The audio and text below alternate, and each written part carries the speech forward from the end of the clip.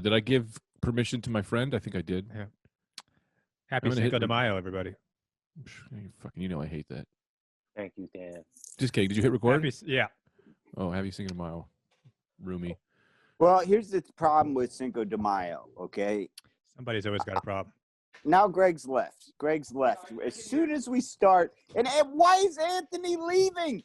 Fuck you guys. Ruby's leaving. I'm back. I can always hear you. I'm always listening. I just had to close my door because I didn't want my bitch of a wife to hear what we talk about. Well, on my Nike Run Club app, it gave me an award.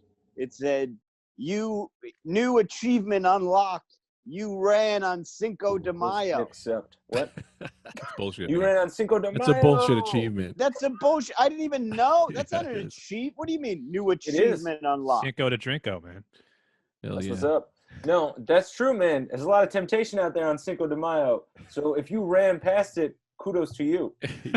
Yeah. The fact Hey, that Ruby, You can Yes. run and drink tequila at the same time. yeah, man, a lot everywhere's offering a margarita now. The fact that you've been sober for so long and ran on Cinco de Mayo, damn, Brendan, you might receive 2 gold medals in the mail Yeah, you should. from yours truly. How Guess about- what? I got my hands on a metal factory. Yo, can we get Harumi to wear toupees now that he's got a bald head? Really funny to me. Money well Get him, like, spent, Greg. We get him some real like old newscaster toupees. Oh my That's God. funny. A guy with hair. If you're a guy with hair, then it's not a toupee. It's a wig, right? So do you think there's any bald guys who are just pretending they're real zany and into wigs? You know, like, Yeah. I'm wearing a different wig every day. I'm crazy Carl. And it's like, no, you're bald. Those are toupees. I think there is a difference between toupees and wigs. I think toupee is if you need it, and a wig is if you're a good time boy or Yeah. girl. Yeah, that's what I'm just saying. That's what Did I'm you? saying. Yeah, I'm I'm having a hard, saying. yeah. Can I say Look, this? man, you're going to get funny Greg today, but you're also getting Greg who 70% of his brain is telling him to put a bullet in his head. So you got 2 Gregs today. Let me, Can I say this no, before? I have to Yes. jump you. I Nope. have to jump you Sorry. because, I'm jumping. Those 2 boys jumping over okay, each fine. other. You jump me. Seesaw You game. jump me. Go ahead, There's a Anthony. difference between wigs and toupees. Oh, that's what you want to talk about. There's wigs. Not that your best friend just. I Hold on. was jumping Wigs are for in. hardened men, and toupees are for a French ninny. Go ahead, Brendan. You jumped me when I was addressing my friend's suicidal ideation to say a thing that was wrong, to say an incorrect fact. I jumped you to address Save a my life. friend feeling 70% suicidal, and you said, I overjump you, and here's something About the that's important not thing. true. No, Here's something that you two ironed out 3 minutes ago. I wanted to slam it shut. Your Now- stupay. That didn't work. Yeah. 76%. Let me tell you, here's the thing, Greg. Let me tell you something. As a guy who's been 100%, I've been 100%. I've been to the top Hey, of I'm the the Scotty. mountain, I'm the baby. Scotty Pippen of suicidal ideation. Yeah, I've been to 100% twice, according to my therapist, which that's a weird argument to have, whether you tried to kill yourself once or twice. And we argue about it all the time. But anyway, That's here's hilarious. the thing, man. It's fine to have those feelings. You just have to have a plan in place as to how not to do it, who to contact, what makes you feel better. Sometimes it might just be, you know what? I don't need to be productive. I'm going to play Zelda, whatever that may be. Does it make you feel better to exercise? Does it make you feel better to call Anthony? Whatever it is. Yeah, but Anthony won't you take have- my calls. That's the problem. That's what's up. That's how you grow stronger. Friends, That's the thing. Also, I just have a cup of coffee and I feel better. But it's like I feel bad even saying it. But there's the guy talking. What'd you say, Anthony? That you're so excited to talk today. Friends come and go. Banners are forever. So when you don't want to put in that work, you're wrong. Wait, what's forever? Man, I only Manners? picked up about Or 3 manners? words. Yeah, what's Well, forever? banners are also forever. That's a good saying as well. Friends come and go. But banners and manners are forever. The What banner. banners? What's a banner? They hang in the rafters in a stadium. And they retire your number. Are you talking Exactly, about me man. being the Scottie Pippen of suicidal ideation? No, I'm past that. I laughed at that though.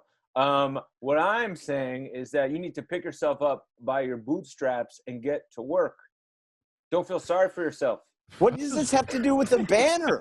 Sorry, Where's for the myself. banner? He's not in a line of work where we're rewarded with banners. No, there's invisible banners, but they hang the same. Mm-hmm. What I'm saying, Greg, is that I'm gonna come over later and I'm gonna work you out. Oh, all right. I got I've never been so attracted to couches before. You know, where it's like, man, that couch. I bet I could get a good thing going over there for the whole day. That's You know, funny. I just That's roll funny. over there, baby. So far, know? you guys have said two hilarious things that I think could be stand-up bits I someday. don't care about stand-up bits. Great. I care. Look at his neck through. Anyway, I got a personal trainer coming over today, Me. but I feel good. What are you guys doing? Not you. I got Well, Roger, my main man Roger coming. I got Dude, back pain now. I got back problems. Let me get it straight, man. You're gonna have Mm-hmm. two trainers today because Roger's gonna come over to work you out, but then I'm coming over for an Okay. Anthony workout, Okay, that's and then fun. I'm gonna give you a medal afterwards because I got all these fucking medals. What happens when you What's buy the this? metal Yeah, we factory heard in you- the quarantine I bought a station? medal factory. Brendan, keep A lot- going. I think we were just talking at the same time there, but like it worked. You know, It- that wasn't it an did. interrupt job. That was a Well, two men doing it. We're Hall and Oates, two guys that hate each other off stage, but you bring us together on stage, and it's pure don't- fucking magic. Not today. I tell don't you- like that joke today. I ever tell you No, I about don't that? hate you. I worked as a summer driving a Quaker truck. That summer I was hauling oats. Oh, That's what's up. So many words even were left out Head of up that punch. horrible joke. I worked as a summer. I worked as a summer driving a Quaker truck. Hauling oats, man. What you hauling oats? Oh, man, Got oats in the car. Man, Just I'm go- hauling oats. Yeah, I like to drive a truck with my little man in the back. Like, what you got in your tank? And then just you open it up and it's man eater. I haul actual oats. I Fill got him oats. Do in the you back. think? He's squirming Do you around the think? truck. Do you think like a truck driver who delivers oats for farmers likes to pick up women by being like, you know, I'm in hauling oats, and they're like, what? And you're like, yeah, man, been in hauling oats for like 20 years now. It's pretty good. Dude, Oates is crazy. When we met him that time, he wouldn't stop talking about how he was a strap hanger. He kept saying, I don't know why he kept bringing it up. He's like, I'm one of you guys. I'm a strap hanger. And I kept saying, what are you talking about? And he's like, you know, the straps in the subway. I'm a strap hanger.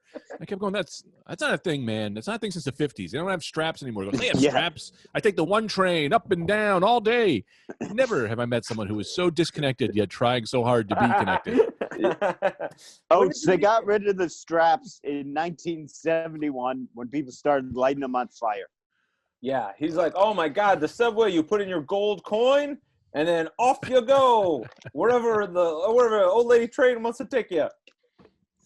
Man, they Now, went too hard on Kuchuk. Yeah. Kukuchuk. Klobuchar? The Croatian station, the Croatian man, Tony Kukuchuk. Kukoc. Good call, though, Greg. They went too hard on him, man. You're in, the, 100% right. in the first game, he didn't deserve that. No, of course not. That's why Yeah, Jerry's go a ahead. motherfucker. Sorry, I'm just saying that's why Jerry is a motherfucker, because he made them hate Kukuchuk. And that makes me sad because that guy was a hardworking man in the war. That's a hardworking man who is the Croatian war is taking down his family, and he says my only escape is a basketball. And then you got Pippen trying to knock his lights out. True, man. You're Sorry, right. I don't know what we were talking about, but that's my mind got. No, it's fine. That's all man. I've been thinking I'm about. loving this dynamic today. It's that Greg just goes anywhere he wants to take it, whenever he wants. It's really I'm serious. I think That's it's usually what I do. true, but I feel like today more than ever, man. It's just like fuck it. Yeah, when you want to kill yourself, options open up. Yeah, Not let's have kill a- yourself. I don't want to say I'm killing myself. I don't, In- not in disrespect my to B man. In my experience, options really narrowed. I hate to disagree with you, but the options really slimmed down to die or get locked up. No. My Nobody suicide's different. It's just say whatever jokes you Yeah. want, because you're gonna call out. Nobody was saying like you could probably go to Greece now. That was never on the table. Kukachuk, man. How about that? Oh man, cool coach. It was funny though, watching them confidently say his name wrong. Yes. Even like No one knew at the time. No one knew. They all said it wrong. They were like, and this, it's not right. What they're really belittling Tony Kukoc. We gotta get that Kukachoo guy going. He's something. He's an all-star out in Europe. It was really funny too, and you could tell how nice of a guy Tony Kukoc is, because he is from a war-torn country, and all the while Scottie Pippen and Michael Jordan making his life a living hell because Scottie is underpaid, and Jerry Krause had the nerve to sign this talented guy who's just like, yeah, I don't know, I lost half my family in May, but I guess it was okay that Scottie kept punching me in the nuts during an Olympic game just because he wanted more money. We had to teach this guy a lesson he hadn't learned yet from his children being kidnapped and sold on a dirt street in the back of an old truck. That wasn't hauling oats. That was hauling kidnapped children. Yeah, hauling kidneys. Yeah. This podcast, the Rad Dudecast, has officially become unlistenable unless you are up to date on the Jordan documentary. It is no longer. And what a surprise! It's all by the doing of Greg. You know what I mean? I know. This isn't because of you or me. This is because of Greg. Yeah, nobody saw it coming. Yeah, I like we basketball are a documentary. Last Dance reaction podcast that also veers off in other directions. Well, I get so excited. You guys don't get excited about these things because you're so used to them. Yes, and I'm Brendan not used to refuses loving to watch it. basketball. No, I Brendan, know. but he lived it. True. Brendan lived it, and so did I. And for you, this is the first time. So this is all new, and it's a wide world, you know. You'd think that Brendan would be more interested in Kukachuk, as his background looks like a Croatian backyard in the war. I got my clothes hanging up. Now you think Ron Harper cheats me at a charity golf event, and you think I'm going to watch a goddamn documentary? Fuck you. Who's Ron Harper? Ron Harper. Ron Harper? Yeah, Very close friend of Michael Jordan's, one of his few friends.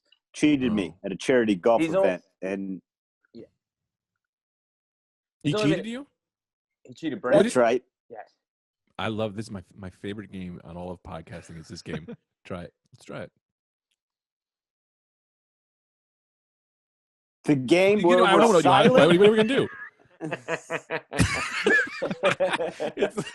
Wait till let the person go, hold the door open, and then try to get in as fast as you can. Yeah, everyone is like locked in that intersection where they're like, "You go, no, you go." You're like, that's what for 2 months everyone who's done a podcast has been doing. Yeah, he cheated Brendan. Greg, he's only been interviewed a couple times during the documentary so far, so Greg doesn't have a grasp on him just yet. Brendan. No, I don't. He's a pretty good guy until he cheated me in that charity golf event. Now, Jordan famously,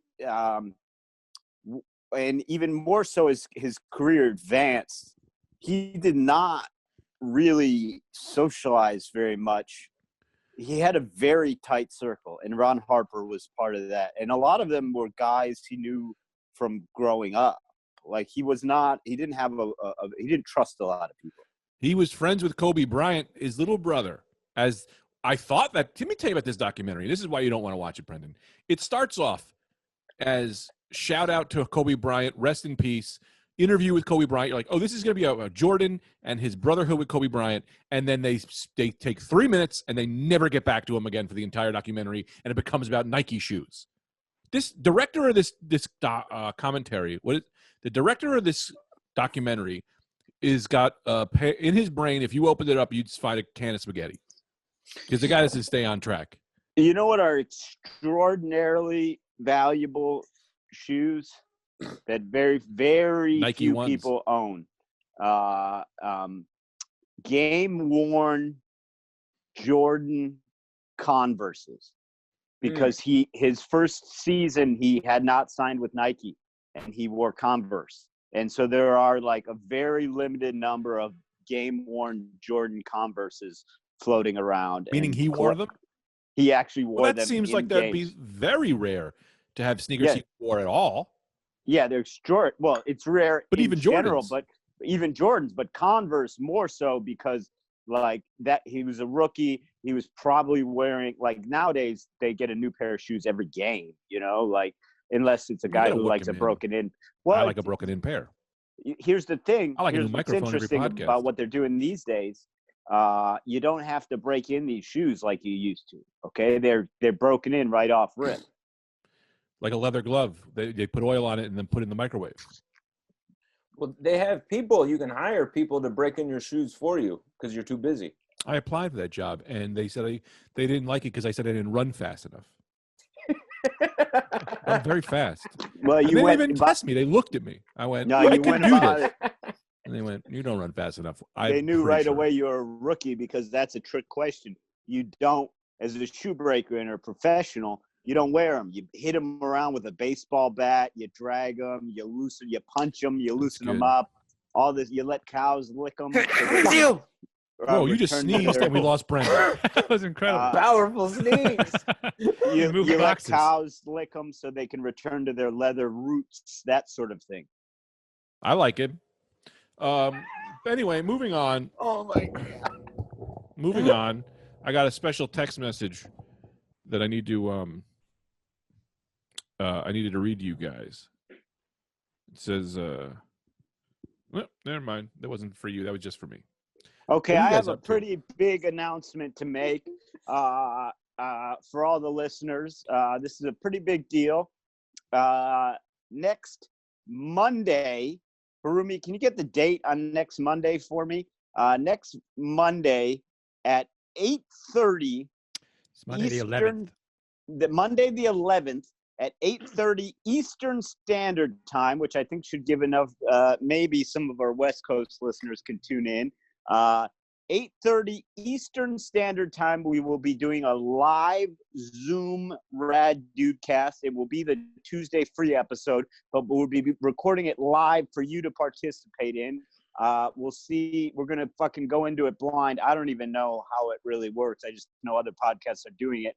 It will also probably stream on Greg's YouTube channel. But if you want to be involved in the live Zoom, DM your email to the Rad Dudecast Instagram. That's at Rad Dude. Is it at Rad Dudecast or at the Rad Dudecast? I don't know. Oh, I don't know. I think it's at Rad Dudecast. Figure it out. But DM your email there if you want to be in on this. We're doing 8:30 p.m. Eastern Standard Time, Monday the 11th, a live Zoom recording of the Rad Dudecast, which will be the following day's episode. But we'd love to have you there. So DM us your email if you want to be involved. We won't use your email for anything except Our mailing list. whatever we want to do with it. So we might just email you as friends. We might sell it. I think Facebook does that. I think you need a lot to sell them, but I sell them. I sell them on the streets to people who walk by. I go, yo, man, you want to buy an email address? It ain't mine. Whatever. These $7. are tough times, man. You can live in these shoes for a little bit. Yeah, man. That'd be Stream Router 99 for an hour and a half. That's fun. Like Facebook sells Cambridge Analytica, data on millions and millions of people. It's fun to call them and just be like, hey, how much if I just tell you what my girlfriend likes? Do you do a one-off? Do one. Is there any money? What if I just told you some foods my friend Anthony is into? What do you pay on that? This is a good service, man. You become a middleman between Cambridge Analytica and the source. Yeah. So, man, you don't got to do all the prying. I did all the work for you. Yeah. You pay me. Yeah. Also to be noodles. What's that do? Whatever you want. It's also going to be on my. It's yeah. Give me the ball. Throw it out the window. It's also going to be streaming live on my YouTube channel, Greg F. Stone. If you just type in Greg Stone Comedy, we'll get you there. And if you just want to watch it live without being on, you can watch it. Right? Is that okay, guys? Everyone's giving me a bad look. We're going to try and do it every way possible. And listen, Greg is the top. Greg and Dan are top tech men. But this could all go to shit. But listen, you've been there with us before when things went to shit. Let's give it a shot. Let's go to shit together.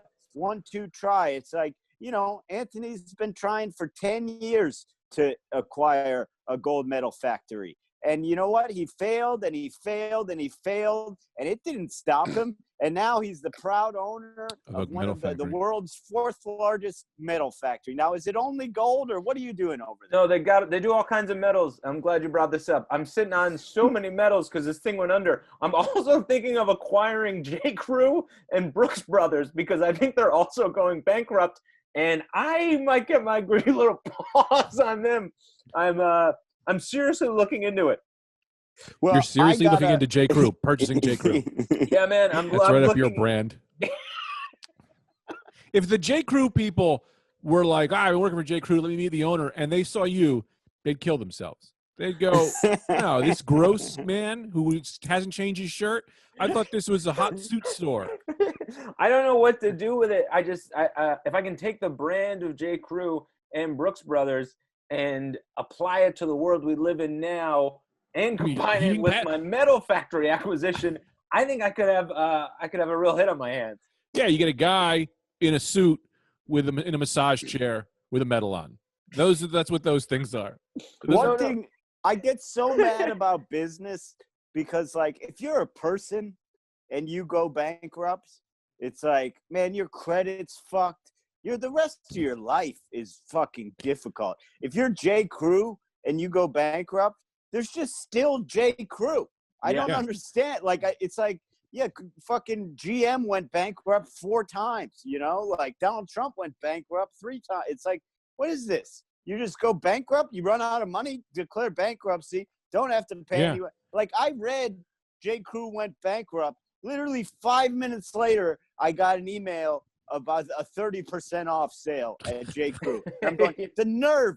You're taking 30% off? You're bankrupt, motherfucker. You need that money, 98% off. 98% off, you bankrupt piece of shit. I think they go the opposite and go, no, our prices are 200% more now. Because you know what I mean? Yeah. When the Rad Dudecast was running into money hard times, we were like, we're adding episodes, adding more money. When J.Crew has hard times, like 10% off? No. Also, real quick, before I get to you, Anthony, everyone subscribe to the Patreon. We got 3 levels of fun, $5, $15, $10. We're giving you 4 episodes a month. It really is. It's a great deal. You get a lot of funny, and also you keep me from, you keep me away from the scissors that I'm going to put into my face. Anyway, Anthony. Patreon.com/Rad Dudecast. Greg, real quick before we flow over to Anthony, don't try it with scissors to the face. You're just going to mangle yourself. Yeah, but then that's a whole new look, and a whole new life. Maybe I'll get a TV credit. The Mangled Man. The Mangled Man. Anthony. Oh, now I've got 2 things.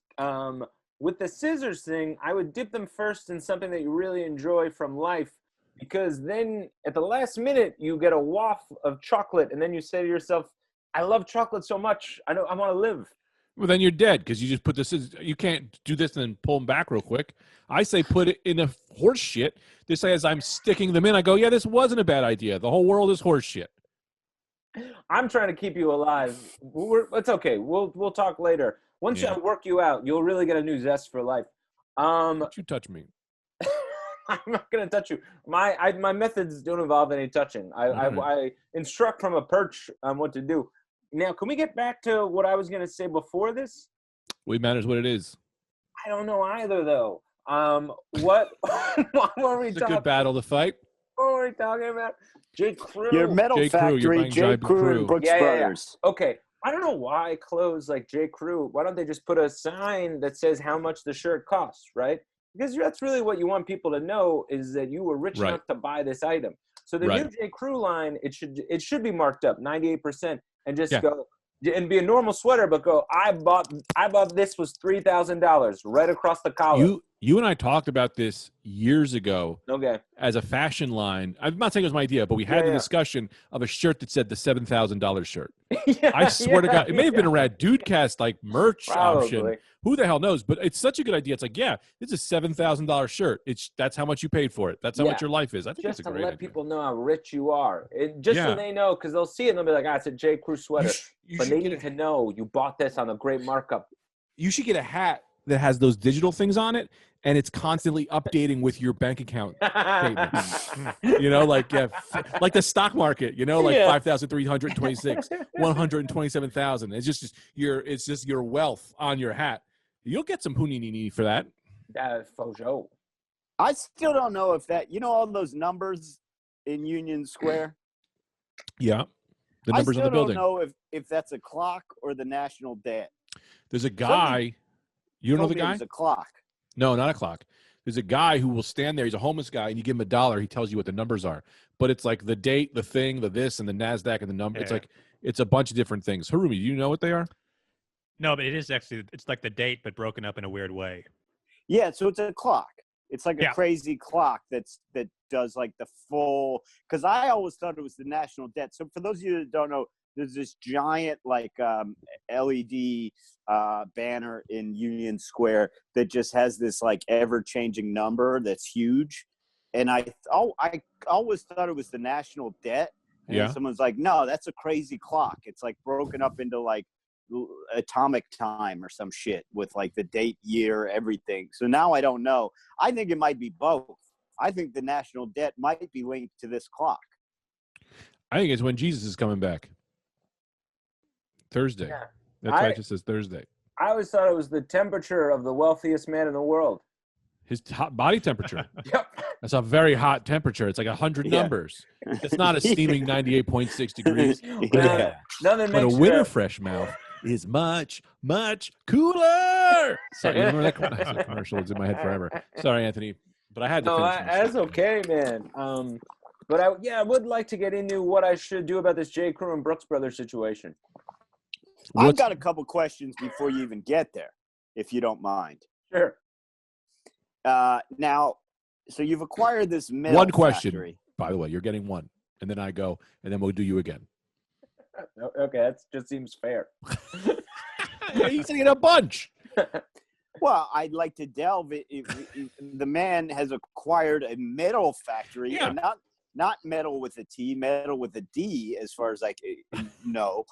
Which I didn't even know these things existed. Now, has the postponement, possible cancellation of the Tokyo Summer Olympics, how has that impacted business? Because I can only imagine these, unless you're doing like, are you doing the true high-end gold, bronze, and silver medals, or are you doing like the kind of medal everyone gets after a 5K? Well, that's just the thing, and I'm glad you brought that up. That's how the acquisition all came to be, is because they had these surplus of medals with nowhere to go, and they were going under because the Olympics have been postponed. So they went to a first tier of investors, and all of them said, what do you want me to do with a medal factory? But then they got down to like a 10th tier of investors, which is the tax bracket that I fall into. So I jumped at the chance when I got the email. So to answer your question, I'm sitting on a bunch of gold, silver, and bronze medals for the 2020 games. And right now I've ceased production on any new medals because it wouldn't be cost effective. But I do have, I have hundreds of medals that were supposed to be given out to athletes that I'll be giving out to whoever. Now, I have a follow-up question, but as a fair man, I was given instructions, and I will follow them. Yeah. Greg? Now, this is a question that is really more advice that I'm going to disguise in a question as to not make you look dumb. Now, smart, Anthony. Thank you. Now, as a metal factory owner, you need to understand something. If you start giving these medals out willy-nilly, you're going to bring the price and value of a medal down, right? So how do you anticipate, and call me Jesse, because Jesse always asks the best questions. It's very inside the Cuomo watchers. So how do you plan on anticipating the oversaturation of medals in the industry? Are you going to just be giving them to random things or great things? Because if you give them to everybody, then no one's going to care about a medal anymore, and no one's going to want to earn one. Jesse, this is such a great thing that you brought up. I had not thought about this until this second. Can I bring you on board? I'm not doing anything. This is perfect. Now, if you're on board, you cannot kill yourself. That's one of the Or I get a cardinal medal rules. for the best kill of myself. That's true. No, I won't kill myself. I'm not gonna kill myself. It's not real. It's just It's just not depression. It's just okay. But yes, I'll come on board. Okay. But I want rare medals for things that everyone can do. You know what I mean? Okay. Like things that you can do that are great. Like like if someone just like Guinness Book of World Records only for dumb shit. Like Okay. you get a medal for just being the nicest guy today, but you only give out one every 6 months. Okay, so you're suggesting because then I didn't have an answer to your question. So if you had an answer, I'd love to hear it. I've never been more confused in a communication. in my Never life. been more confused. Jesse did not ask a question. He He gave you did, though. advice. No. I'm gonna he move on did. to my Okay. question. Yeah. Okay. Great. Are you, because this is important, because it's going to determine whether or not you're an idiot. Have you acquired this metal factory as a money-making endeavor? In other words, do you intend to get return on your investment, or are you simply out of the goodness of your heart acquired a metal factory and are now giving people medals? That's a twofold. So I initially looked at it as a moneymaker, but as I acquired the factory, I saw the need for people to appreciate what they're accomplishing in everyday life. So I've worked backwards, but I would not like to lose a ton of money on this, as I would also like to acquire J.Crew and Brooks Brothers, and I'm looking into that. Great. Okay, I've got some advice then, and Perfect. maybe Jesse can chime in as now a partner and see what she thinks. I don't Come on, watch bro. We see gender now. Jesse's a blonde-haired boy who sits in the front. Now, possible solution to your dilemma that could lead to you owning J.Crew and Brooks Brothers. Okay, yes, the market for medals, for high-end Olympic medals, right? For pure gold, pure silver, and pure bronze medals is probably not soaring at the moment. I grant you that. What if you what's your current inventory? What are you looking at? How many medals are you sitting on? 100 over 20. 100 over 20. That's an equation. 100 over 20. So 5. So you've got 5 medals. How did you guys figure that out? I don't even know what it means. 100 over 20. Divided by 20. Well, I've got 5 medals. I'm in my house now. I'm getting more as they come in. See, I think 100 over 20 is 100 medals in 20 boxes. Oh, see, I think of it as the fraction 100 over 20, which is 5. But whatever it is, I've already committed to this 5 idea, even though now hearing yours, it's more fun. But I can't go back on 5. It's fair. I thought you had in the hundreds of thousands of medals. I retract all of my questions. I don't give a shit for this horse shit 5 medal operation. Stop. No, I technically do. I just have 5 right now. Yeah, is the machine going? What? Yes, you don't got the machine going. Well, yeah, the machine. I can't even afford to get the machine up and running. I have more at the warehouse at the factory. So far, they've only given me 5, as a lot of workers, a lot of drivers have been laid off. So they can only carry 5 at a time. Oh, but they are at the factory. Because I was going to say, you can't call yourself a medal company if Michael Phelps has way more medals than you do. Yeah, it's true. But Jackie Joyner Kersey. Yeah.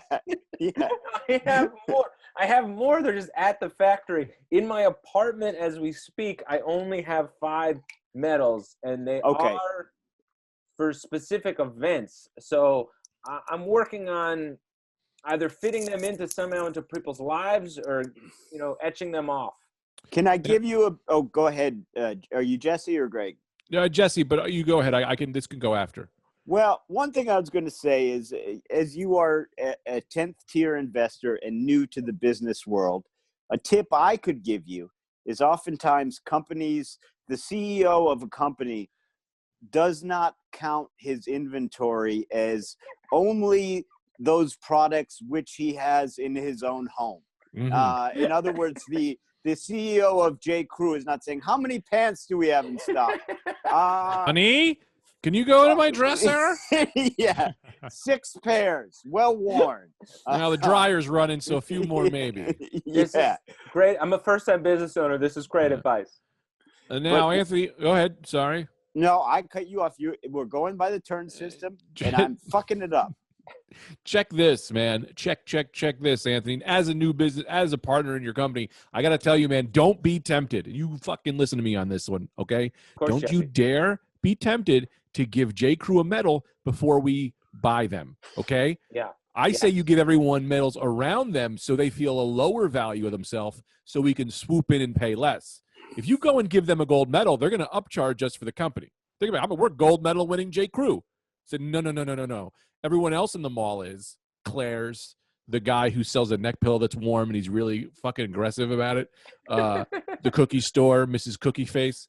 We give them all medals and be like, you're the only non-medal winning place in this mall. We'll purchase you for less. Negging. You're negging J.Crew. I Negging. like that. I love Smart. this. So how about this for a business plan?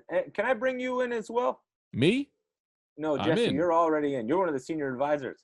Brendan, can I also bring you in as well on a consultant level? You can, but I have a controversial suggestion that I don't know is going to fly. Because both you and Jesse are purists.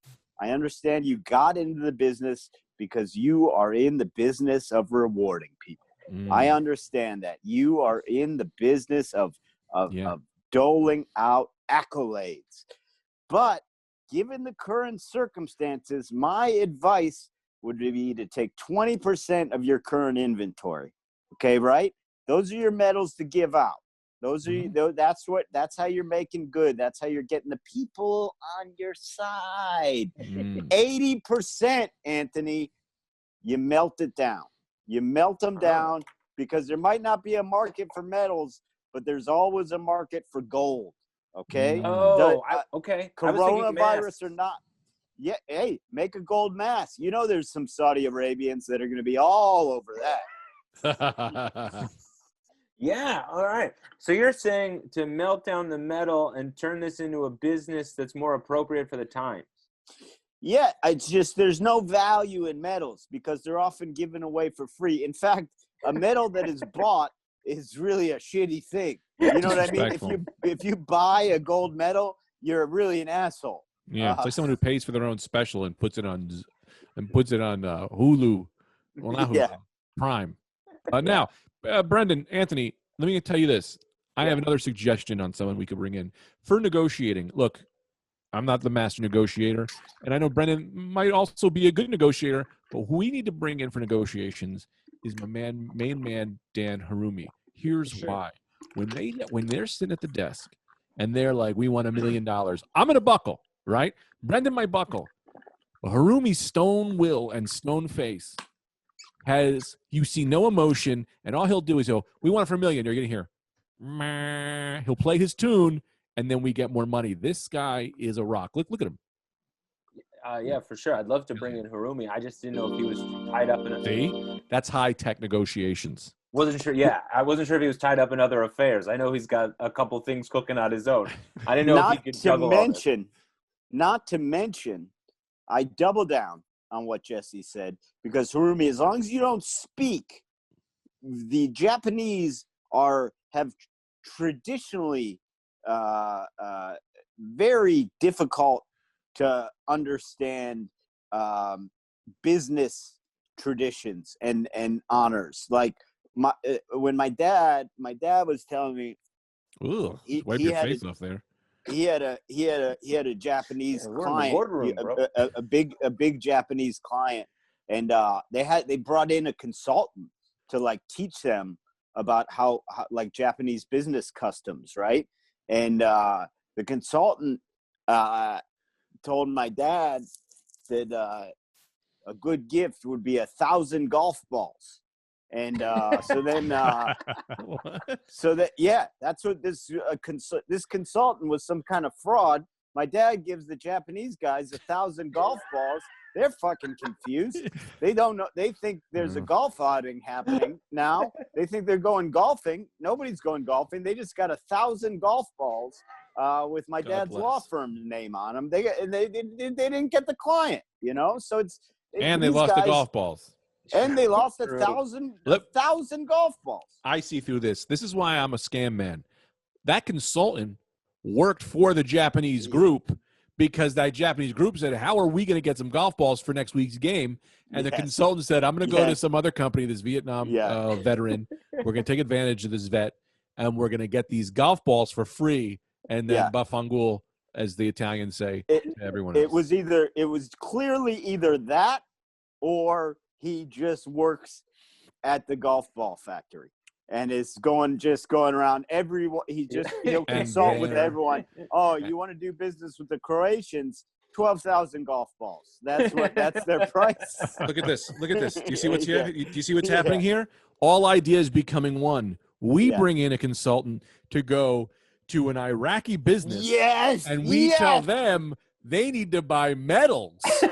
To give Americans love medals. If they want to close the deal with Wilman and Thatcher or whatever, they need to buy over 100 medals from Anthony Devito Incorporated. You must present anyone.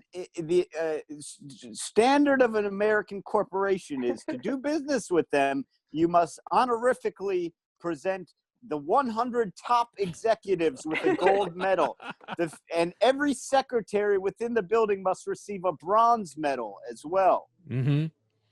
I have no problems doing a business deal with the Iraqis if it means stimulating the American economy. You know, I feel like that's okay. Yeah. We should give homeless people medals, like all bronze medals. They go, yours, a medal. Room for improvement. Yeah. Well, you can work your way up to silver and get a home. So I'm glad you guys. This is a better direction to turn, I think, the business into. Because my idea prior to this, and let me guys know what you think about this. My idea was to set up this gold medal dinner, and that would be where every gold medalist throughout history's past, you could meet for dinner once a year. So if you're someone who bought one of my gold medals, you could now sit down and share chicken with Usain Bolt. As long as J.Crew's not there, I think it's a great idea. Yeah, okay, great. Thank you, Jesse. Well, no, because we're trying to buy J.Crew. No, I know, but this would give us the money to then buy J.Crew, because then at the dinner we could be at the dinner and we would collect. We'd be like, are you enjoying this? Can I take a pause real quick? And I just want to just step outside and break the fourth wall and just foresee the conversation I have to have with new fans who say, what is your podcast about? Well, in the last one, we talked about how we wanted to buy J.Crew with a gold medal factory. I don't know. Just listen to it, I guess. That's all I wanted to say. What the hell are we talking about? What the hell is this show? Shark Tank. It's also what the hell is this podcast about? I bought a metal factory. We're trying to figure out what to do with these things. It's simple. All right, fine. And hopefully we can use the profits to buy J.Crew and Brooks Brothers. It's the craziest shit I've ever heard. What the hell are we talking about? I love it. It's the funniest, but what the fuck are we talking about? I'll continue to play the game, Anthony. And back. That is preposterous. What are you talking about? What's preposterous? What's preposterous is the gold medal dinner. You think you're going to come out on top by selling a gold medal to someone, and then you think every gold medalist in the history of the world is just going to agree to come to your dinner for free? Those people have appearance fees, man, and they're more than a gold medal's worth. This is how Magnesium got their start. Do you guys remember Magnesium? It was that metal credit card that the fire party guy had, and his whole thing about his credit card was, if you have this credit card, you can come to the loft and hang out with us. Yes, this is very much a fire festival strategy. And Usain Bolt, the elite only. Yeah, Simone Biles, all these people, they can sit in their homes and they can Zoom with these other newly acquired gold medalists. And they can gold medalists only want to talk to gold medalists. And that's who we're supporting. Yes. You know what I mean? Yeah, and we put you in tiers. 7 o'clock is bronze. Zoom, 8 o'clock Zoom is silver, and then 9 o'clock primetime hour. That's when all the gold medalists can talk to each other. Yeah. It makes sense to me. And we act as basically we're a middleman that's connecting these new gold medalists with gold medalists of the old. Yeah. The only fucking And guy homeless who's- people from the Yeah, well, the homeless people that are lucky enough to get a bronze. Sorry, They can Brendan, get their sorry. hands on a computer and The get on only Zoom. fucking guy that's showing up to your dinner is Greg Louganis. That guy's got nothing to do. He died of He'll be there. AIDS. No, he didn't. Greg Louganis died of AIDS. He had AIDS. I think he's still alive. No, he did a die? diving board accident and smashed his face and died. I know all Well, the information on all the Gregs because I'm part of what the was- Greg crew. What was pretty controversial about that at the time is no one knew he had AIDS and he didn't tell anyone, which is fine. What we know medically now, blood in a chlorinated pool isn't Yeah, going he's to ahead give of it. anyone HIV. But he knew it and didn't. Nobody else knew it, so that was a pretty. People were fucked kind of up. mad when that came out. But is he dead? I'm pretty sure he died in a diving accident. What'd you say, Tarumi? No. No, you don't have an answer, or no, he's not dead? No, he's not dead. He's doing good, I Yeah, think. Maybe I think Gregory he's doing Hines. pretty good. Gregory Hines is dead.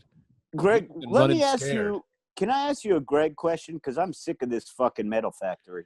Can I ask you a Sure. personal Greg question? That was so Sure. mean. How do I'm sorry. I liked the Metal Factory, Anthony. Yeah, I thought it was one fun. of the classic bits. Yeah, it's a classic bit.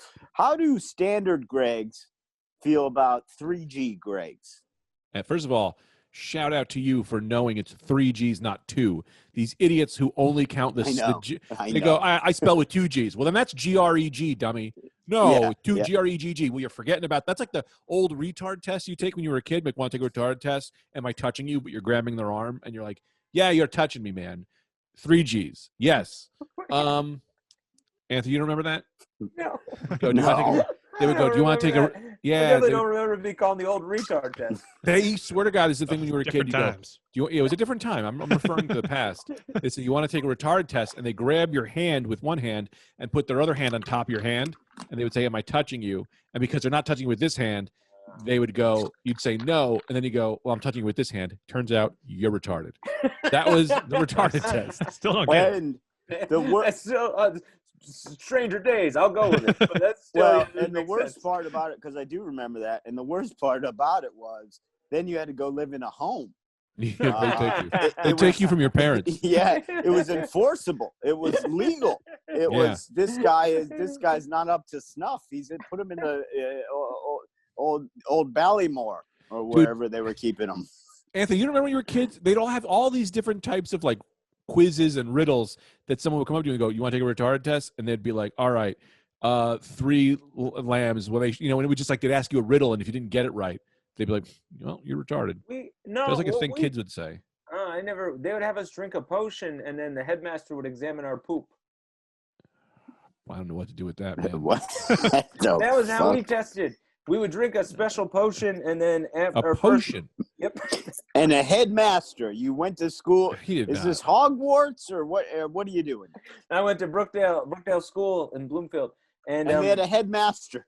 we had not a a headmaster. principal. Well, the headmaster was different. The principal handled all school affairs, and the headmaster handled all, I guess, social affairs. So the headmaster, you would drink this potion, and then you would, and the first movement of each child, the headmaster would come in and examine the poop, and based on what it found inside, it would deem you mentally challenged or not. Yeah. All right. I'm gonna come back to that. I want to tell you a Different story. I tell you a Different story. times, different times. At different times. We used to have this school. I used to walk home from the high school, and there was this big building. And I used to walk with this kid, Tremaine. And I don't know why it always made me laugh.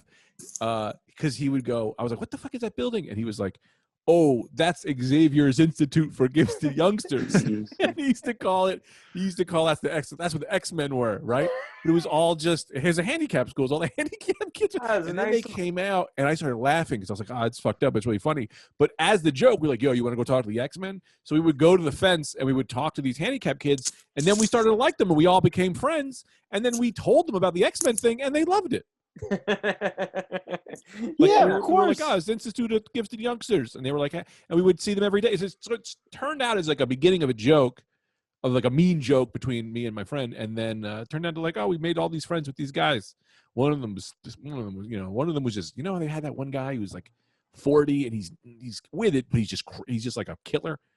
It's like I think he like pleaded insanity, on some like murder case, and they were like, well, all right, you got to go live in that school. Like that's how he got off, but he was just like a psycho. That guy, he looked like Vanilla Ice. Remember him, Anthony? He would go to our school too sometimes. I know some, but that's the tricky part about pleading insanity when you're not, is then you have to maintain insanity the rest of your life. Yeah, that's the move. Well, but it's a weird thing. It's very hard to plead insanity. First of all, very hard. Because they'll like the standard you have to reach. It's not just like I couldn't plead insanity even though I'm diagnosed with multiple mental illness. You have to reach the standard of you're insane to the point of you are incapable of telling the difference between right and wrong. But if you could pull that fake off, it's great, because once you're in for insanity, you just get out as soon as you're not insane. It's not like you're in the mental house. It's not the same as a prison sentence. It's like, once he's sane, that guy can go. That's fun. I wonder how they do the tests for insanity. I guess they watch the 2015 Slam Dunk Contest, and then they look at Victor Oladipo's dunks versus other people's, and if you don't think Victor won, you're insane. I love it. Can I bring up something else? This is going to make you guys. Didn't even crack a smile. I laughed. I thought that was hilarious. I know. Brendan froze. No, I was going to say that I was waiting for a bit. I was going to do a bit where I was going to say that is exactly how they do it. But then I wanted to let my man go. Oh, so yeah, sometimes when I'm not laughing, it's not because I don't think it's funny. It's because I see my man's got something lined up, and I don't want to cut him down. So I say, let me hold in the laughter. I love what you said. I'm not going to tag it because my man's got something. Never hold it in. Just go, and then I'll run in. Greg did a fake laugh movement for those of you just listening. Now he's giving me the wrap it up sign. No, that's not wrap it up. If you were a fan of Friday Night Greg, you'd know. Yeah, this is whip it out. You got to whip it out. This is how you whip it. This is whip it. This is how, because Arsenio did this. Friday Night Greg does this. Just whip it. Is it whip it out Wednesday type of thing? No, this is how you laugh. Like, Arsenio. Whip it up the laughter, man. Arsenio, they would do this, but Friday Night Greg does this. Yeah. Whip it up, baby. You got to get your arm into it. That was like your hand. You're doing this, like a little chef. There you go, Brendan. Yeah, there you go. You got to go now crazy. Now it's whipping. Now you're whipping. You got to go crazy. Now you whipping. Whip it out Wednesday was wild. That people would just put a sticker on their car and think someone was going to show them their tits. No one did, but they had fake callers calling in being like, yeah, I was on a highway and some model showed me her tits. And you're like, man, whip it out Wednesday. Another success. Never happened. It never happened. That was a great moment in comedy, is knowing that every single radio call-in was not real. Learning that as a comedian, because you would be asked to do these call-ins. So it was like, it just all wasn't real. It was, I don't know, I found that to be very comforting, because I thought the world was a mess according to the radio. Yeah. That was one of my jobs this last year. Right. Were you doing War of the Roses? I was doing something, for like I made like a few grand last year just doing fake radio calls. When I was a kid, I just assumed the adult world was absolute chaos because of the radio, because every single call-in was just like, my bitch of a wife, fuck my gym person. Well, here's the problem, and I hate to rain on your parade. The adult world is pure chaos because worse than that. Because sports talk radio is not fake, and those guys are about they're just drunk at 1 o'clock on a Tuesday, mad about the fucking Mets, so mad, and they're all have the highest level of sports expertise available according to themselves. That's true, man. That's really funny. Can I tell you about yesterday? Yeah. Check this out. I had to do this online class. It was an online class for writing class. Yeah. And I take a bunch of them, and they always take themselves very serious. And I usually when I would be there, I would kind of take myself serious. I would get nervous because they would ask like scenarios and writing scenarios, and you'd raise your hand. It's kind of like who's the most creative. But I guess yesterday, because I've been thinking about killing myself, I was like, I'm gonna just say anything. It became very Rad Dudecastian. So the guy was like, so they put up this thing, and it's an hour and a half. Writers, all writers, so everyone sends in their ideas, and you can always see when he would read mine, because he'd go, and oh boy, and they were all cockamamie crazy. And he'd always start reading them very serious, and then go, so like, they would ask things like, he'd give you a scenario, and then it's like, justify this, or make this serious, or, and it's like, portray a message, right? And so like one of them was like, how would you tell a story to portray the message of abortion? Where, it was like abortion, climate control, all this shit. Of course I picked abortion. And then he reads it, and it's like, and timeline. So this was like, he's also talking about in writing that it's like, it's good to have a time bomb, right? So if you're writing a story, you want the story to have like a need that this has to happen fast, right? So mine was abortion in the timeline, and you could see him read. He goes, you go back in time to convince Hitler's mom to have an abortion because you're dating? I don't understand this. And then he moves on, right? And then the next one was like justifying, like he was like, justify these people on what these are like. Why would this person be justified in their acts, right? And it was like congressman, like guy who kills someone, parking ticket attendant. And he reads mine, and he says, parking attendant gives tickets to cars because his parents were murdered by a group of rogue Honda Civics, and he's trying to take them out one by one, $40 at a time. And he was like, these are all very good. And like, you could just see this guy coming to my answers and then just being deflated. This guy has sold movies, hundreds of movies, and yet he has to deal with this. And I was just laughing hard. So that's great. That's it. That's so fun. You got to watch this guy. I cut you off, Anthony. I'm sorry. No, it's okay. I don't think I had anything. You got to watch this guy like a fucking hawk, because he's going to sell that Honda Civic movie. Guaranteed. Oh, yeah, right. This is not good. You see him put it into a special fucking folder. That guy's selling your idea. Yeah. Guaranteed. He did like my one, though, about, which I made as a joke, but he did kind of like, because he didn't laugh at it. I wrote one in about a church pastor who sells cocaine so he doesn't have to take money from his congregation. And he was like, oh yeah, so he sells coke to rich people. And he was like, I like it. He was like, that's pretty good. I've never heard that. And I was like, that was just a stupid ass thing I just said, but you're right, it's kind of a good idea. But anyway, I'm a great idea man, and always have been. I paid for this class, and I want to ask you something. Waste my time. I want to ask you something serious, and we can talk about this off air if need be. You're making suicidal references. Are you feeling suicidal, or are you just depressed? No, I mean, I don't know how to explain it, because I never know how to talk about it, because it's like, I know I'm not going to kill myself, but there is a voice every 5 minutes that just says, just blow your fucking brains out. I'm done here. Yes. I'm done with this whole fucking thing.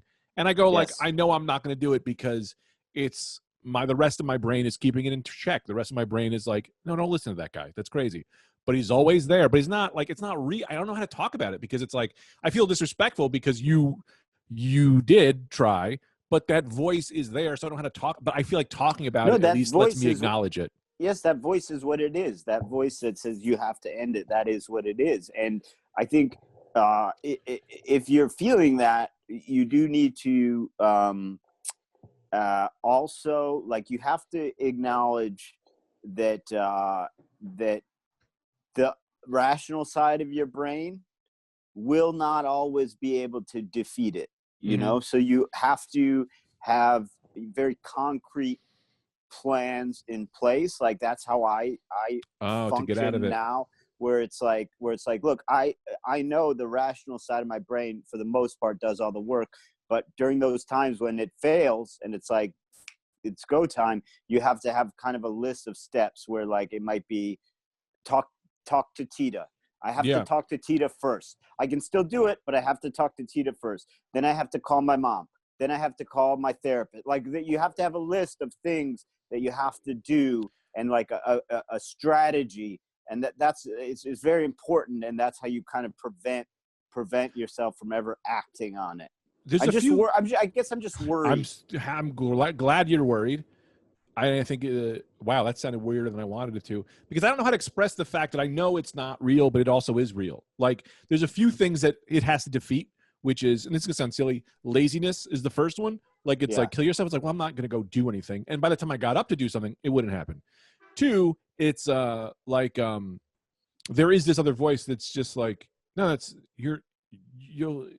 it's the nihilism that keeps me going, which is fun, because it's like, well, why am I going to kill myself? Because nothing matters anyway. And if you're going to be alive or dead, just be alive. And it's weird. But there is this, the only thing I ever really worry about is that I'd be in front of a train one day and it just goes, just jump. And then the impulse. But I like the impulse is like, I don't think it's there, but it's been there for a long time. So I just always kind of just, I think it's just, I don't know if it's normal. I think it's just normal that you're every now and again that you just go, well, just smash your head into this table. I think it might be normal every now and again. I'm getting the sense today that it's today was heavy, abnormal levels, you know, and so I'm just worried about my friend and want to make sure that there's a system in place to make sure you don't do it, you know. And I hope you know I'm not making fun of this or being weird. I hope that's not like, I don't it's think just, you are at all. No, today I was just sad, really sad, and it was there, and it was prevalent. But what was fun about it was knowing that I was going to come on this podcast, and then when you guys make me happy, it definitely, it doesn't go, it goes away. Well, and the third thing that I would say stands in the way that, and it's the reason I get so fucking angry. I get so fucking furious when people call suicide the coward's way out, or, you know, that guy was a coward or whatever. Because the bravest man I ever met committed suicide. But the bravest thing to do. But that's the thing. It's like the coward's way out. Really? Kill yourself then. See how fucking easy it is. See how cowardly it is to fucking. The only reason I don't is because I'm a coward. Like, it's true. So, it's like, I'm just scared to do that. I'm not touching that. You need more reasons than that. But I'm sorry I made it serious. I just you made enough jokes that I got concerned, and I want to make sure you're in a place where, you know, it's fine to have those feelings, but I mean, I have them a lot, and it's you need a plan. You need a plan to deal with them, you know, like make sure it doesn't actually happen. Yeah, I got Anthony T to you, and then Dan, worst case scenario. One thing he gets to me. One thing you need to write down on that checklist is go rollerblading with Anthony. Because you bought a pair of blades. And then you're gonna want to kill yourself after you see how bad I dusted you. Yeah, but for real, man, you can't do it unless you go grinding with me and you fucking go down some rails. So I don't know what you're gonna do. No, but I don't mean to be funny about it, but it's like I am very much in the thing of like, when you're thinking something, you should say it, because other people are probably thinking it too, and it's okay for other people to be like, oh, that happens to me too. I feel that too sometimes. Yeah. But I also know that this isn't suicidal ideation in the way like a lot of people who actually have it. You know what I mean? It's not utter despair, but there is this weird voice there that I kind of want to just let it. A lot of people might have or might be going through exactly what you're going through. You know what I mean? So it's like, why not? If they listen to the podcast and they go, man, if a guy as strong as Greg can feel those things, well, itty bitty me feels them too now. Yeah.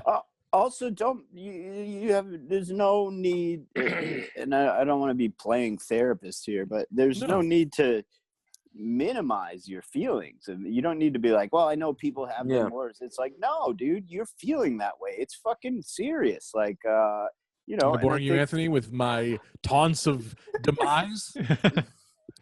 No, man, I'm just thinking about I'm just trying to put a price tag on this. That's all. That's how you work with everything, you know. How much can I buy that out? Yeah, man. Yeah. If you think that I'll lose out to suicide with my bank account, you're dead wrong, man. What's the price tag on keeping you alive? Yeah, man, exactly. Name your price. What's it gonna take to keep give you in that that plus chair? $1? Yeah. It's crazy. It's funny. Go ahead, Brendan. I got nothing. No, you were in the middle of saying something thoughtful. Oh no! I just don't want you to feel like you have to justify your feelings. Yeah, where you're like, oh, I know people have it worse. It's like, no, man, you're feeling that way. And actually, I would imagine, given the circumstances of the world, a lot of people listening are feeling that way from day to day. So it's like, I think it's really good that you were open about it. I just want to express my concern and make sure you're feeling solid, and that if you got close to doing that there are things you need to do first. Yeah, I really appreciate that, and I swear I've always jack known, off. You gotta jack off. You gotta J-O, baby. Sometimes your balls are just too full. A lot of guys kill themselves because their balls are over full. You gotta go down the line, man. You gotta have a chocolate cake. You gotta masturbate. Yeah. I guess that's really it. Horny and hungry are the two driving. Right, horny, hungry, or suicidal. Yeah, I would say, to eat a chocolate cake, masturbate, and take a nap. If you still want to do it, then talk to me. And now we gotta talk. We gotta talk funds. You talk tuna. Let's talk tuna. How much tuna? Anthony's holding up a Post-it. Nod, yes or no. That plus $1. Post-it with I think it says $110,000. Just 10,000. $10,000 with a question mark. How about this? We'll start at 10 grand. I like that a guy goes on to kill himself, and you sit him down at your big oak desk, and you slide a piece of paper. Then you just say, "You write a number on that. Write a number on that. Let's get you out of this." Also, it's so unclear to me. It's so unclear to me as to whether Anthony is paying you $10,000 or if Anthony is charging you $10,000 to kill yourself. I think, Anthony, you want the money, right? See, Greg has to pay you? No. What I'm saying is I'll give you 10 grand not to do it. We're starting there. See, what Anthony doesn't understand is that you take that money and then just have the most expensive, elaborate suicide anyone's ever had. Yeah. Well, you get involved in one of those boat suicides. Here's the thing, man. If you're willing to do that with me, then you were never a friend in the first place. And that's right. I have been your friend. So it's like I would never waste your money like that. Yeah, I'm gambling that you won't waste my money like that. I'm investing in you not to do that. Good. No, you go ahead, Greg. This note just says PlayStation 2. Definitely not. That's $35. Well, here's the thing, man. That price is dependent on the person. You know what I mean? 10 grand is my starting offer for you. But if I don't know you, USB charger. We'll go from there. How much? A beach charger? No, a USB charger. What's it going to cost? We'll start with a USB charger. Just depending on the person. An iPhone charger in every room. Yeah. That'll make your life a little bit better. You never have to worry about charging. Exactly. Yeah, exactly. We'll start. The level of sadness and my relationship to you determines the price. Anthony, I want to do a short sketch series with you called Anthony Businessman, where you're in a suit at a desk, and let it go from there. That's funny. I had to in the mental hospital one time. I had to sign because I was having some bad times, and I had to sign a suicide contract that I wouldn't do it, And I was in a surly mood already, and surly is a funny word. So I sign it, and I go to the guy. I go, "What do you think? This holds up in court?" What are you gonna sue me? This is a nonsense piece of paper I'm writing. And the guy goes, "Yeah, it's like a symbolic thing." Well, they don't tell me it's a contract, okay? Yeah. This is meaningless. Can I tell you that I always grab on to whenever those thoughts come? It used to be like, well, not until the new Captain America movie comes out, right? Yeah. Well, you got to see Star Wars first, right? And now all my movies are done. Like the Marvel Universe is pretty much done until I start a new thing. Now I'm kind of like looking for shows like, all right, Mandalorian season 2, like that's going to be good. Like I don't know if you get those at all, but it's my level of TV is like, I don't know, I could watch the Schitt's Creek deleted scenes. I will say that's funny. I will say that is maybe the biggest slap in the face to your wife a man could give. Yeah. What's keeping me alive? Your love for your devoted wife?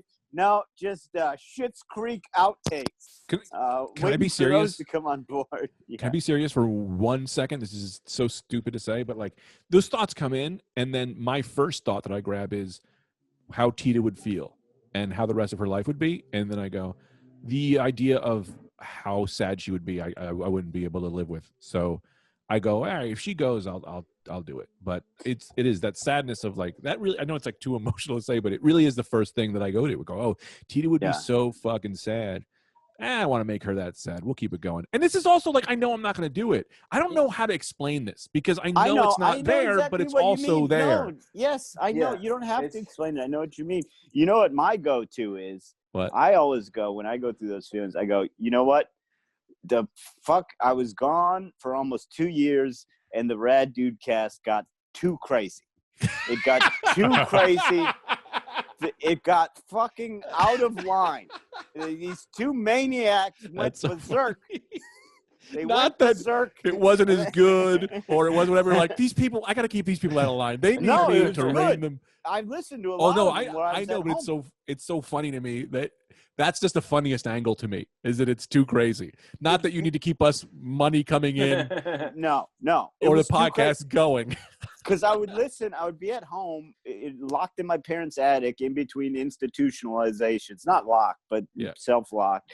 And I'd be listening to the Rad Dudecast, and I'd be like, I'd hit a point at like 17 minutes and be like, oh, this is where they need me. This is where they need me. It's gone because it went from hilarious to what the fuck is happening?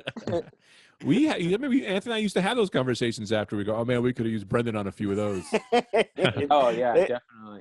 What was Harumi doing back then? I don't think he used to chime in a lot. He wasn't born yet. In the country. He wasn't born yet. He wasn't born yet. That's right. Do you guys remember in high school where they had like drunk driving victims walk around as dead people? Yes. What the fuck was going on there? I don't know. So crazy. Different times. It was an insane idea. They put a mangled car out in front of our high school. That just looked cool. Yeah, that was the thing. It's like, and they were your friends, but like they had to like all day you would just spend trying to break your friends who had to pretend to be dead, and they would just, it was like church where they like I remember just making Christian Francisco laugh because I was just saying mean things about him after he died. I just kept going, I'm so excited to finally have sex with Christian's mom. It's just been a love Christian. That, and he would just laugh, and it was just like, this is the point. Anytime they ever tried to do something sincere in high school, it was like, you don't know, man. You don't know what kind of jackals you're dealing with. We're never going to be able to be serious. Christian was one of the good jocks. Yeah, he was a jock who was like a real sweet guy and real cool. He laughed at everything. He had a good laugh. He would have been, the school shooter would have been like, you're cool. You're cool. You stay. Yeah. You stay. Yeah. And what a body. We tried to do that with me. I think it was Colleen, who she was like involved in all the school things, and she was like an ex-girlfriend. We were like friends. She picked me to be dead, and then you were supposed to walk around dead. Yeah. And then they tried to yell at me because they were like, you didn't take this seriously. You just cut class. Of course. But what really happened was I just took a shit for an entire period. It was a real shit that I took for the rest of the period, just ADDing out on the toilet. And they tried to get me on skipping school, using the dead kid thing as a thing. I was like, no, man, I just sat in the bathroom for 45 minutes because my mind got away from me, and I remember that. Yeah, it's like, I'm already dead, and now you're gonna yell at me for my bowels. Yeah. Yeah, and not to mention, like, you think if I die, I'm gonna show up to third period American history? Yeah. No. What the fuck do you think this is? I'm gonna haunt the ladies' room, bro. They're gonna be like Hollow Man underwear. Yeah. I'm the ghost of upskirts. It was so weird. And then they would just sit there while geography class was going on. Like, and you were like just expected to go through class. Like, it was just such a crazy, because I was thinking about it. If Greg, I was like, how can we help Greg out? And I was like, what about Anthony's Suicide Theater, where Greg walks around as if he's been dead the whole time? And then I was like, they made us do that in high school. Yeah. Anthony's Suicide Theater. I greenlight that. I greenlight that any day of the week. Now, let me ask you this. I got my phone's about to die. What are we at, Harumi, time-wise? Oh, we're over. What, Greg, hit us with this question. Oh, wait. I wanted to tell you a story real quick. Do I have a minute? Yeah. Let me just plug before Greg's story. Again, DM the Rad Dudecast Instagram. if you want to get with your email address, if you want to be part of the Zoom live episode next Monday, the 11th at 8:30 p.m. Eastern Standard Time. Greg, take us out of here with a real doozy. Okay, but I don't know if I can take it out because I don't know how funny this is, but it's just a really nice, it's just a story I wanted to share about this girl, about Katie in high school. In 8th grade, I was in love with this girl, Amanda. I was in love with her my whole life. She, and everyone was playing Spin the Bottle, and I was like, now is my time to kiss this girl. This is going to be great. Landed on Amanda. She refused to kiss me, right? And then it landed on Katie Saccone, who was like, high, and she was like one of the pretty girls in school, right? Lands on Katie Saccone, and she goes, of course I'll kiss Greg. I would love to kiss Greg. Kissed me like 3 times. Wow. Back to back to back. And it was, she didn't have to do that. And I'm not saying I wasn't unattractive or not or whatever, but what a fucking sweetheart, huh? 8th grade being like, I always defended Katie Saccone when the people would try to take her down a peg. I go, no. Katie was good, man. Because Amanda, who was like my best friend, made me feel like a fucking asshole at her birthday party. And Katie Saccone, who did not know me. This is when we were South End. This was like, this was before we had met North End people yet. She didn't even know who I was, but I think I made a few jokes. So I shout out to Katie Saccone if she's paying for the Patreon. Not only shout out to Katie, no, this is a free app today. Good. Not only shout out to Katie, not only shout out to Katie Saccone, I'd like to give a little lecture to Amanda. Okay, here's the thing: you don't want to kiss a man. Nobody's making you kiss a man. Nobody's forcing anything on you. But rules you hear that, are Uncle? rules. You don't sit down at the goddamn circle to play the game if you're not willing to pay the price. And that's the end of story. You don't want to kiss a guy? Then don't get involved in Spin the Bottle. You think you're just going to sit there and only kiss him if it lands on Zach? Fuck you. Fuck you. I kissed 3 guys. Yeah, who cares? We've all kissed each other 3 times. Ryan Hagan, I think, was my first kiss, which is upsetting now that I think about it. You know, I touched a tit. I touched a bare tit before I ever kissed a girl. Oh, that's good. Can I top you? Yeah, that's a nice move. Yeah. Can I throw a topper at you? Yeah. First kiss wasn't a first kiss. I think I told this before. My brother was dating some girl, and her friend was a goth chick who wore a cape and said to me, can you bite my neck? And the first girl I ever kissed wasn't a bite. She asked me to bite her neck, and she had a black cape on. And I was like, all right, I did that. And then she never kissed me on the lips. And I went, what does this count as? And I will say this. It was my first and last ever intentional bite on the cheek, bite that wasn't like a sexy move. You know what I mean? Right. Like a vampire bite. Yeah, I would hope so. I would hope you weren't just going around biting people for most of your life. I never understand. My first kiss, it was my grandma, like all the time when I was younger. She would always kiss me on the lips. Yeah, family doesn't count, but Oh, kissing on the really? lips is odd. Yeah, my Uncle Neil used to kiss me on the lips, which looking back, I'm like, that's like a thing. But he's great. Uncle Neil's the best. But like, my Italian family kissed everyone. My dad kissed me on the lips. I remember the day my dad on his lip, I saw he had a fever sore. And I went, and he kissed me on the lips, and I went, well, that's going to be a problem. And I was like 6. And I got fever sores on my lips after that. I said, my dad gave me herpes. That's some shit, Joey. Let's get that on record for the way. The Irish equivalent of the Italian family kiss on the mouth is our fathers literally never touch us. I've never made any type of contact whatsoever with my father. Not once. We've never touched. You know what's so weird about the Irish? What? A lot. Don't mind, a lot. But you guys don't mind getting your feelings out in terms of limericks, but you'll never say it to each other's face. You know? Exactly. So that's why we had to come up with the limerick. Like there once was a dad named Paul. He had a son who was small. He wouldn't give him a hug. The kid turned to drugs, and now, fuck. No, but you're 100%, man. It's like you'd be like, I won't say this to your face. Oh, write it down in a stanza. So strange. Yeah. That's why you guys are such great writers. All right, I didn't know that. I got to charge up, my friend. Think I know? All right, we'll see you I'm guys a later. metal factory. Good episode. We All should right. call this Anthony's Metal Factory, I'd say. Yeah. Or I'll say. Or Greg Watch. No, I like this Metal Factory because that was the most fun part. Okay. I think the suicide thing at the end is a real fun twist for everyone. No, it was great. I always wanted to have Lena Dunham on the podcast, so this was remarkable. I was the king. That's the one that's going to put me off the roof. Bam, slam, Anthony Jan. I was the king of Suicide Watch because when they put me on Suicide Watch, the guy. So there's just a guy in your room all night, right? And I go, "Hey man, what happens if you fall asleep?" And he goes, "I get fired." And I go, This is all kinds of fucked up. I go, "Listen, we're going to the day room. I'm going to sleep in the recliner. You watch TV all night. How's that?" And he goes, "Are you serious?" I go, "Of course I'm serious. I'm going to have a guy sitting in the room in the dark all night? I'm suicidal, not some kind of bastard. And this guy, I got special treatment from that guy the whole rest of the time. What is that? You're going to let a guy sit there in the fucking room like an asshole?" And I've never really asked you this. That was hilarious. And maybe just think of this. Like, was it kind of weird for you? Because I'll get like this on planes, but like, because you walked in there and you were like, "I'm going to be the most famous person in here." And then you saw that athlete and you were like, "Fuck." Well, I mean, I'm not famous, you know? And so I was the most famous person in there till he came.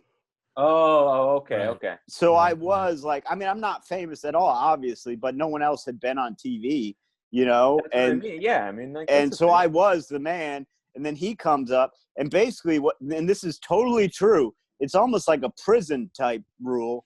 There was this one like luxurious fucking this giant leather like recliner in the day room. Yeah. And like that was known as mine. And then he came and it was like unsaid that just like that's his now. More credits. He's in the NFL. That's his chair. That's the top guy's chair. It's known. Oh man, top dog. Great. That's a top dog chair. That's awesome. Can I tell you, talking about top dog and dick contest? Man, I'm currently upset because I was like, I want to get into interviewing people of things I like too. So I messaged this toy reviewer, and has not gotten back to me. And I'm like, are you serious? Like, yeah. Do I got to do in this? And then, I think he might have more followers than me, but it's like, I have a certain set of skills yes. that I have worked on ridiculous. and honed, and this guy isn't going to get back to me? You open to, I mean, like, I actually do like him, so I don't want to shit on him too much. Maybe he didn't see the message, but it's like, you should be chomping at the bit, dude. I work at the goddamn, I used to be a comedian. Before I became, now I'm nothing, but I used to be a comedian.